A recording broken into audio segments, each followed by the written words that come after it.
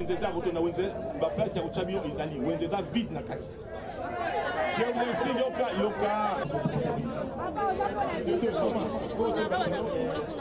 Ba boîte la maladie, ba boîte ba passe tout le monde qui non. Le besoin de candidat yoka bien ça échange. Tout à fait non. Et ça la ka bon ça la ka. Il faut changer pays. Il faut changer. Au quotidien na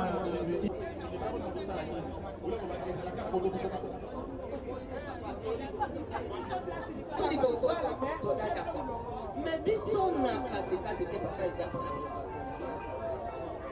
moko de mayo wa lebolo mala moko mama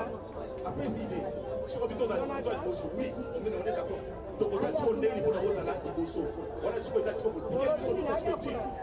comprenez et ça la dit ça ka bon non on va aller ba ide wana ça on va placer ça à titre piqué tu penses ça avec ces candidat non comme ce monsieur il n'a pas acheté à son bité à ton il a piqué ça va devoir ça ici ça va vous faire ça même pour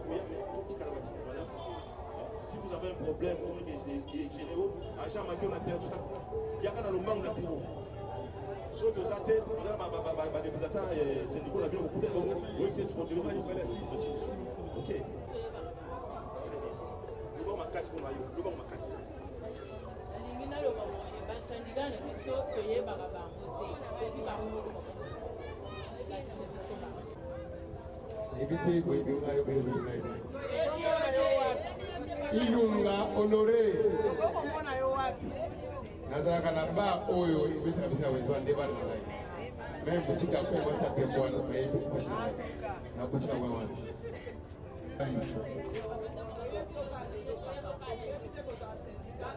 merci vraiment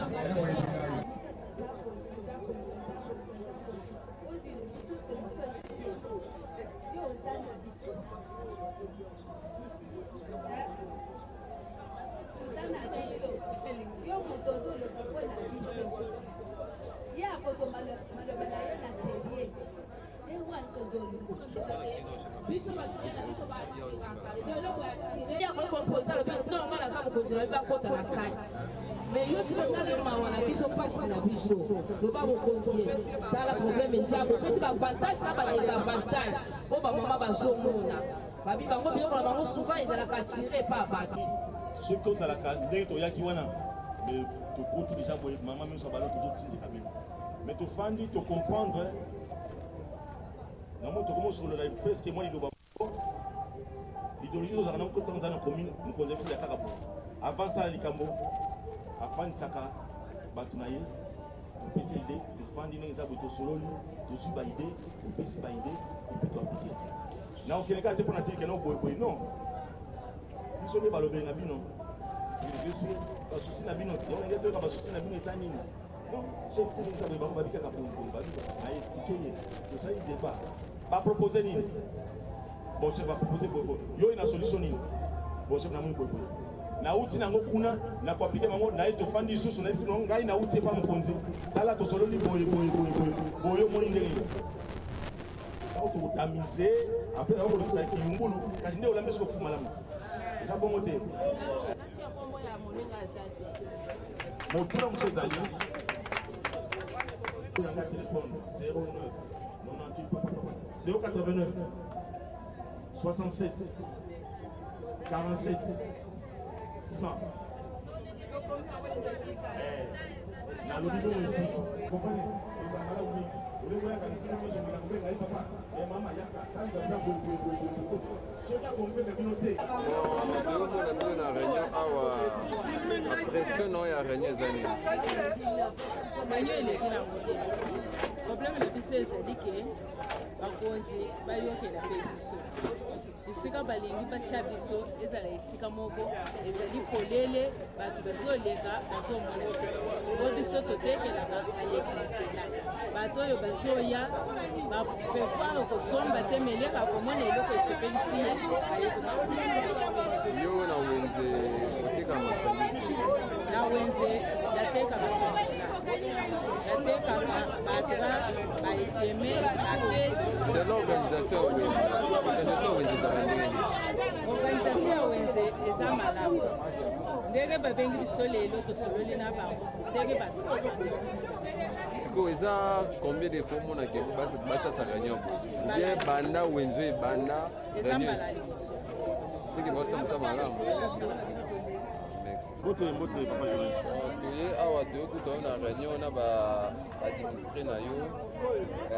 ezalaki kolobela nini réunion na bino? Bon, merci papa journaliste pour la liloba. Réunion de biso lelo pour lancer une invitation banda il y a 3 jours. Pour na ba maman na biso bateka ka o to benga na lingala tombola boaka. Vous allez constamment que baza disperser. Ba disperser na kati banda yenze plus na banzela. Idée na biso na mama administrateur ezaki tozwa bango tokotsa na kati ya wenze parce que tozali constat banda to kati ya wenze za polele. Alors idée na biso ezaki tozwa bango tokotsa na kati ya wenze adresse ya ba mama ya préféré za la pavillon tel soko oluka chaussette chemise ba oye na pavillon tel ba mama so baza lini wana. Mais avant de passer na bon to ngato benga bango pe na parce que baza batu to benga na moka boito to ko to imposer bango te parce que a to sola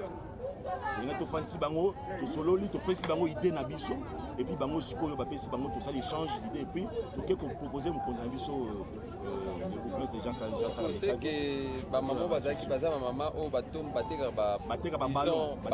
ballon ba bengi tombola boaka sikoyo ba idée ba maman ezalaki nini? Bango peut pas participer na ba question tuni bango ou bien ba mituna oyo ezaki na yango bango peut ba couper ko répondre pe na ba oyo tuni bango. Bon pour na ndenge to so na bango et puis au moins 60% parce que ba PCB ba kanisi na bango o to il faut to fanda na bilo to mettre ko solo ba PCB ba idena biso to ko tamiser yango. Siko message nini otindi pona bayimboka oyo ya Banzalemba libulu oyo batekaka na marché oyo na premier exemple oyo olakisi mpona bamama batekaka ndenge yo moko bengi yango tombola bwaka message nini olanse? Message oyo tozongo lancer surtout na marché ya Banzalemba tozolinga nde totya propreté na kati ya wenze ezalaki vraiment malamu te trop sale mais avec makasi ya mama ado kasi ndobo bundi tokomi ozala ndongoma propre donc la propreté nde oyo ozoprime par biso soki tozonga ata mwa liboso moke toyeba kombo ozali nani na wenze mpe ozali orepresente nani katikati ya marché na biso? Nga na wenze awa na kombo nanga maître Baigo Chimonga Chilumba naza administrateur adjoint ya wenze ya Banzalemba. Administrateur adjoint ya Banzalemba bongo bambote na yo opesi epa banani po napesi mbote na nga nango 1 d'abord epa numéro 1 ya biso ya commune ya Lemba monsieur le maire Jean Saka Bikadwa mbote na biso mbote précieux napesi papa Seko napesi papa Wawa adjoint ya province na bakamada mosusu balinga na commune ya biso ya Lemba. Merci beaucoup. Soki se présenter nani kombo nani na wenze eza nani? Kombo nanga Boleka Tambo Charlotte nazali administrateur titulaire na marché ya Banzalemba. Administrateur titulaire ya Banzalemba. Mama toyokuta réunion participer à réunion message ya réunion bien mot fort ya réunion ezalaki nini na baadministre na yo? Ok kosanga na biso réunion lelo ezali moko ezali ke toza na kosenga bato nyonso baoteka libanda bakota na kati ya marché précisement bato bazoteka tombola ndinga na balabala bango nyonso bameka kokota na kati. C'est ainsi que tolingaki te to appliquer méthode moko pe ya violence po baza bavandeur oyo ya biso sans bango biso tokoki oza na biro te yango tosalaki réunion na bango ensemble mpona koconvaincre bango bayeba kokota na kati ya marché. Précisément bazalaki bavandeur nini? Badeki tombola. Badeki tombola nde bango nde bazali baye oyo batekaka libanda mingi bango bamisu baza tozokende progressivement mpona koboma marché oyo eza ya libanda. lokola bango baza au moins majorité tongaki bakota nango après toyeba na nsima tozwa bato mosusu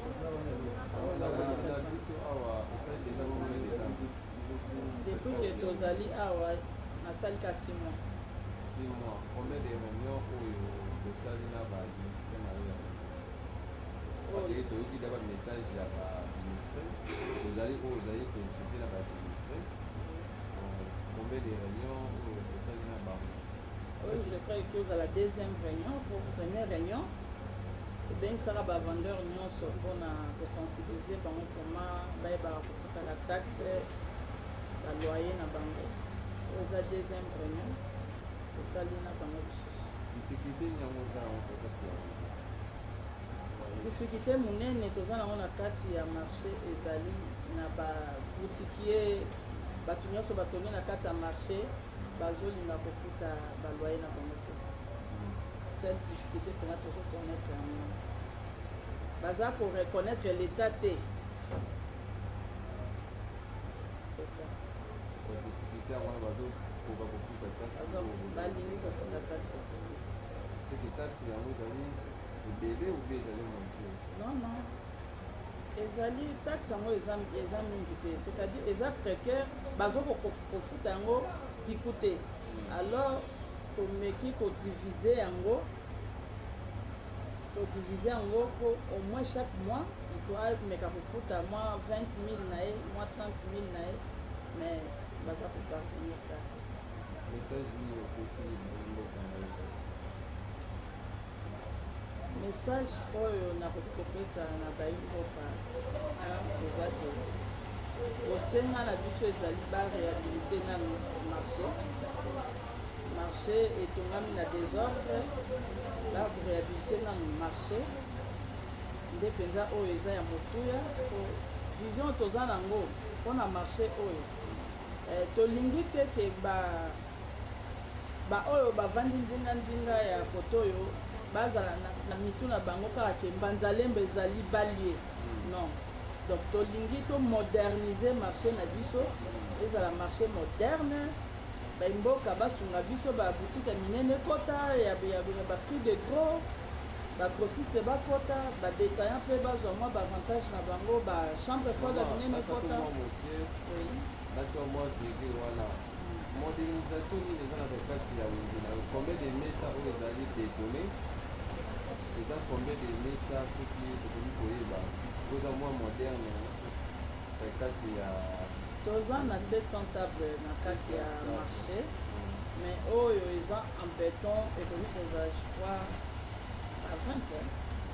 20 table seulement oyo batongi yango en béton le reste wana eza kaka ndenge ezalaka wana ezalaka baquestion na biso piège oyo tosalaka me tomoni komaîtrise wenze na yo malamu okontinue message na yo bandaki koloba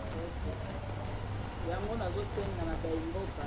bakonzi na biso basoutenir biso na lini wenze oyo ezala marché moderne bamodernize yango baréhabilité yango ekoma bien c'est ça mbote epai ya banani mbote na ngai napesi na bandi na mokonzi na biso ya lemba jean nsaka pekajwa tobengaka ye rubama ya mibale napesi promesse adjoint richard wawa mbote baninga nyonso ya commune napesi mbote nabosani kopesa mbote te na mokonzi na biso gentini ngobila mbaka oyo amemela biso vision ya king bopeto toza derrière vision na ye mpona kokokisa